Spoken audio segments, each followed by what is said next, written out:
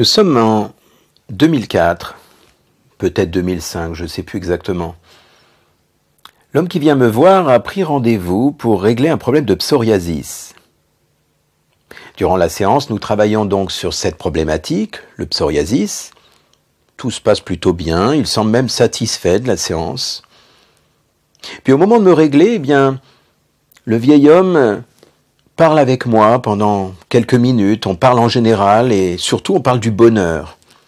À cet instant, le monsieur me confie qu'il a travaillé dur pendant des années pour mériter, comme il dit, sa retraite, qu'il va pouvoir enfin se faire plaisir. Vous savez, cette séance c'est aussi pour moi, pour commencer à me faire du bien. Maintenant que j'ai le temps, je vais pouvoir penser un petit peu à moi quand même. Et puis, je suis en train de terminer les travaux de ma maison. Je vais pouvoir me reposer, je vais pouvoir jardiner. Ça semble être un rêve pour lui de jardiner parce que il me disait qu'il avait toujours rêvé d'avoir un jardin. Il travaillait sur les chantiers depuis l'âge de 17 ans. Il est vrai que l'homme semble plutôt endurci par l'expérience. Quand je vois ses mains, on sent le caractère bien trempé, on sent l'homme qui s'est fait tout seul en fait. Il m'explique qu'au début de sa carrière, il travaillait sur les chantiers avec son père. Il se définit en fait comme quelqu'un de plutôt courageux et surtout, et ça il insiste, de très économe. Vous savez, j'ai mis un petit pécule de côté pour mes vieux jours. Il était fier de m'annoncer ça. Il me pointe du doigt après puis il me dit « Vous êtes jeune, mais il faut y penser parce que c'est important. Si vous voulez en profiter plus tard, vous devez mettre de l'argent de côté. Vous devez prévoir de l'argent, épargner pour vos enfants, votre famille. Enfin bref, pendant facile 10 minutes, ce monsieur m'a fait une leçon de morale, comme s'il voulait me donner un message important. Puis ensuite, donc, il repart. 3 semaines plus tard, je reçois un coup de fil de ce même monsieur pour reprendre un rendez-vous. Il avait l'air plutôt content. J'ai pratiquement plus de démangeaisons, ma peau va beaucoup mieux depuis la dernière séance, mais j'aimerais quand même renforcer le travail parce que je voudrais être sûr que cette fois ça sera bien réglé, mon problème de psoriasis. Ok, je lui dis d'accord, on se recale un rendez-vous pour environ 8 jours plus tard, et puis le monsieur revient au bout de 8 jours pour sa deuxième séance. Au moment de régler, même rituel que la fois d'avant. De nouveau, il me reparle des économies.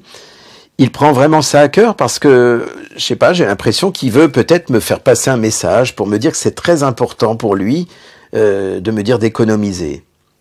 Il me confie que bientôt il fera certainement un beau voyage parce qu'il n'a jamais eu l'occasion de quitter la France, sauf pour aller dans son pays, au Portugal, pour voir sa famille.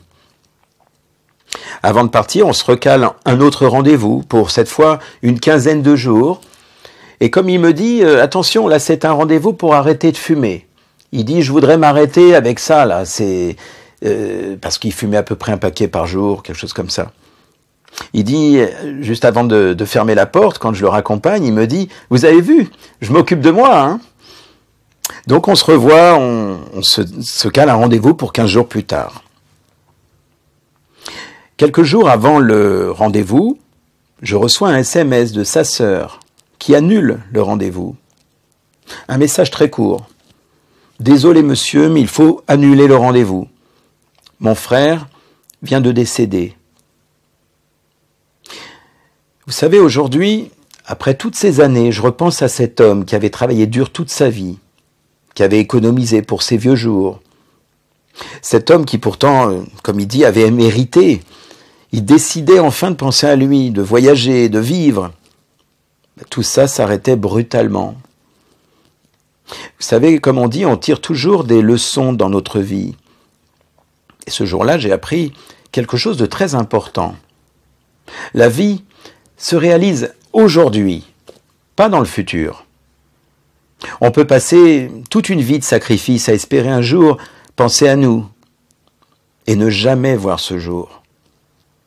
Alors, oui, bien sûr, on peut épargner, on peut avoir de beaux projets comme ce monsieur.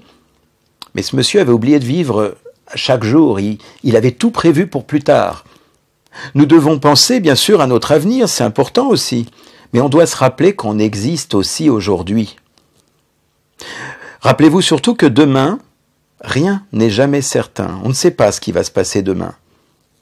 La plus belle des richesses, finalement, c'est votre état présent, lorsque vous êtes en conscience, lorsque vous vous sentez vivant. Chaque instant qui passe, vous devez penser à vous, savourer ce qui est. Chaque instant de la vie, vous devez prendre soin de vous, vous devez vous faire plaisir. Alors, prévoyez si vous voulez, c'est bien, épargnez si vous voulez. Mais n'oubliez jamais, vivez maintenant.